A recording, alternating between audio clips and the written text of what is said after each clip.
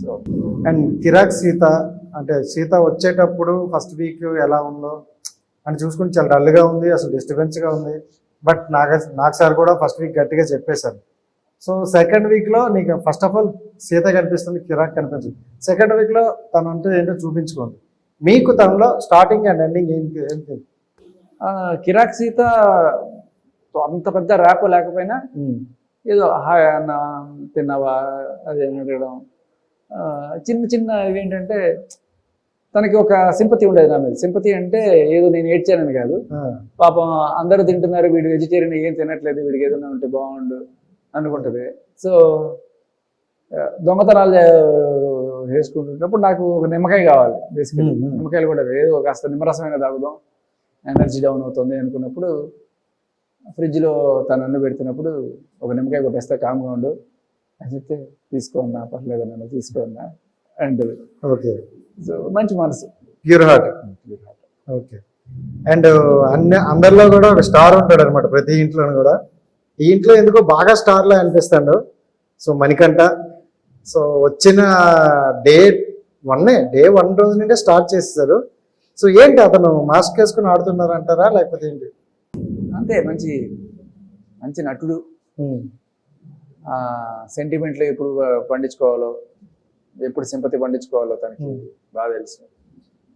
నాకు ఎందుకు ఆ గేమ్ స్టైల్ నచ్చదు. ఇప్పుడు తల్లిదండ్రి చనిపోయింది కూడా గేమ్ కోసం అడుగుతున్నప్పుడు నీకు నా సంగతి తెలియదు, నేను ఎలాంటి పరిస్థితుల నుంచి వచ్చాను తెలియదు అంటే, నేను అలాంటి పరిస్థితుల నుంచి వచ్చాను కాబట్టి నువ్వు నా గేమ్ ఇచ్చేసి వెళ్ళిపో, అంతేనా? అది కరెక్ట్ కాదు. ఆల్రెడీ అడిగారు కదా ఈ టాపిక్ మీద, ఒకసారి మాట్లాడారు. అదే చెప్పాను, నేను ఇంత కష్టపడి వచ్చాను తెలుసా, నేను ఎంత కష్టపడి వచ్చాను. సో నువ్వు అంత కష్టపడి వచ్చావు కాబట్టి మేమందరం వదిలేసి వెళ్ళిపోవాలా? మేము అంత కష్టపడి వచ్చావు కాబట్టి నేను నామినేట్ చేయకూడదు. నువ్వు అంత కష్టపడి వచ్చావు కాబట్టి నువ్వేం చేసినా భరించాలా? కాదు కదా. ఆట ఆడు, అంతేగాని ఫ్లాష్ బ్యాక్లు చెప్పి. సో అది నాకు నచ్చదు. సో జెన్యున్గా ఆడతాం అనుకోవచ్చు. లేదు. సో నిఖిల్ ఆడడానికి శక్తి కూడా ఉండాలి కదా, శక్తి ఉండాలి, ఫ్లెక్సిబిలిటీ ఉండాలి. ఇట్లా లాగే అవతల పడేస్తే ఎక్కడో ఎలక బిల్ల పడ్డట్టు పడ్డాడు. పడ్డం ఓకే, నీకు బక్కడు కాబట్టి పడ్డావు, పడిన తర్వాత లేచేవా లేదా అది ఇంపార్టెంట్. పడ్డంగానే టక్కుని లేవాలి, లేవలేదంటే మణికంఠ అదే చెప్తాను. పడ్డం ఓకే, పడిన తర్వాత లేవాలి. అంతే. సోనియా అయినా సరే పడ్డది, పడ్డ తర్వాత లేచిన వాడే.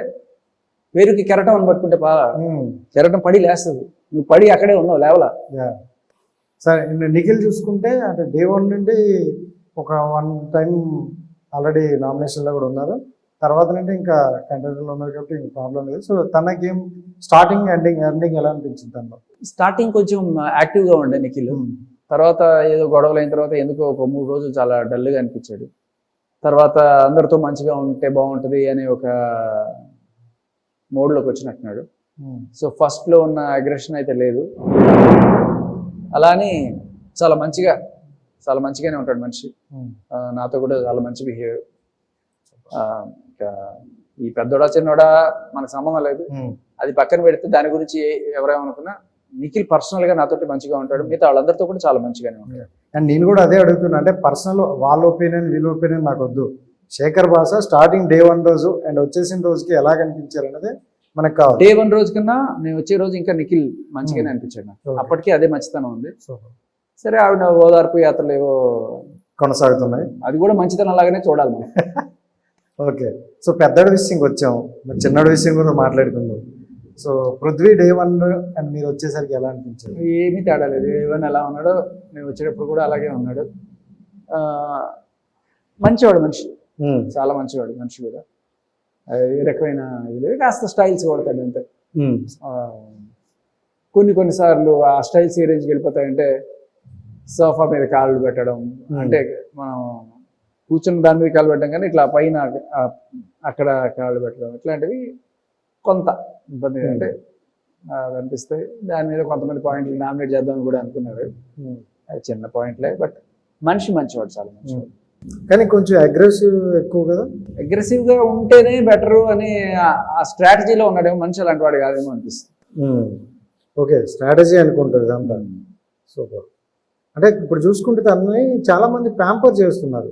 మరి ఏదైనా కొత్త ట్రాక్ సృష్టించడానికా అంటే ఇది బిగ్ బాస్ సృష్టించిన ట్రాక్ అని నేను అనుకోను, బట్ వాళ్ళే అనుకుని ఉండొచ్చు ముందుగానే. ఎందుకంటే బడ్డీస్ గా వచ్చాం కాబట్టి విష్ణుప్రియ ఫ్లర్టింగ్ చేయడము అలాంటిది ఏదైనా అనుకుందా, వాళ్ళు ఏదైనా వచ్చే దారిలో ఏమైనా అనుకుని మనం ఈ క్యారెక్టరైజేషన్ స్టిక్ అని అవుదామని అనుకున్నారేమో మనకు తెలియదు.